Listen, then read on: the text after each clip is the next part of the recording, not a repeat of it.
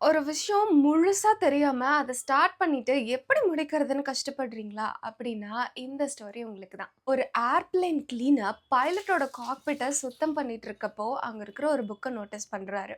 அதுல என்ன எழுதியிருந்ததுன்னா, "how to fly an airplane beginner volume 1ன்னு இருந்தது. அத எடுத்து படிக்கிறாரு.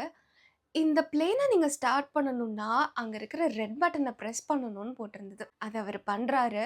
என்ஜினும் ஸ்டார்ட் ஆச்சு. ரொம்ப சந்தோஷத்துல நெக்ஸ்ட் பேஜும் போறாரு.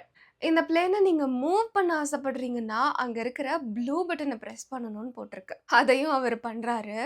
பிளேன் லைட்டா மூவ் ஆக ஆரம்பிக்குது. ரொம்ப எக்ஸைட் ஆயிட்டாரு. அடுத்த பேஜையும் திருப்புறாரு. இந்த பிளேன நீங்க பறக்க வைக்கணும்னா, அங்க இருக்கிற கிரீன் பட்டனையும் பிரஸ் பண்ணணும்னு சொல்றாங்க. அஃப்கோர்ஸ் இவ்ளோ பண்ணதுக்கு அப்புறம் பறக்கணும்னு ஆசை இருக்கும்ல. அதனால கிரீன் பட்டனையும் பிரஸ் பண்ணி மேல பறந்து போறாரு. 20 நிமிஷம் வானத்துல சந்தோஷமா பறந்துட்டு லேண்ட் பண்ணணும்னு ஆசைப்படுறாரு. அதுக்காக அந்த புக்கோட அடுத்த பேஜ திருப்புறப்போ தான் பெரிய ட்விஸ்ட்டே. இந்த பிளேன நீங்க லேண்ட் பண்ணணும்னா, நியரஸ்ட் ஸ்டோர்ல இருக்கிற வால்யூம் 2 புக்க பர்ச்சேஸ் பண்ணுங்கன்னு போட்டிருந்தது. ரொம்ப ஷாக் ஆயிட்டாரு. And moral of the story is, ஒரு விஷயம் நீங்க ஸ்டார்ட் பண்றீங்கன்னா, ரொம்ப சந்தோஷமான விஷயம். ஆனா, முழுசா தெரியாம எந்த ஒரு விஷயத்தையும் ஸ்டார்ட் பண்ணாதீங்க. அந்த விஷயம் ஸ்டார்ட் பண்ணி கொஞ்ச நாளுக்கு அப்புறம் சின்ன சின்ன மைல்ஸ்டோன்ஸ் நம்மளுக்கு நெறைய சந்தோஷத்த குடுத்தாலும், அது போய் எங்க எண்ட் ஆகுது?